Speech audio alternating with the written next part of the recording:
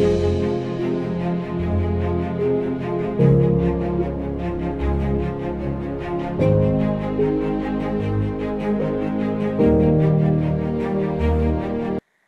तरुणाने विचारलं, तिथं रस्ता आहे का? नाही, रस्ता नाही. तू पाऊल टाक म्हणजे तिथं मार्ग तयार होईल. तू स्वतः मार्ग आहेस.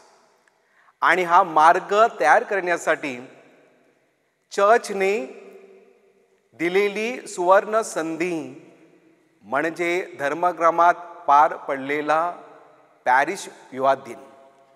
आणि आपल्या संत मार्क डिनरीमध्ये सर्वच 9 पॅरिशेसमध्ये युवा दिन मोठ्या आनंदात थाटामाटात पार पडलेला आहे. आणि आत्ता 21 सप्टेंबर 2025 मध्ये निर्मळ होली क्रॉस हॉलमध्ये डिनरी युवा दिनाचं आयोजन केलेलं आहे.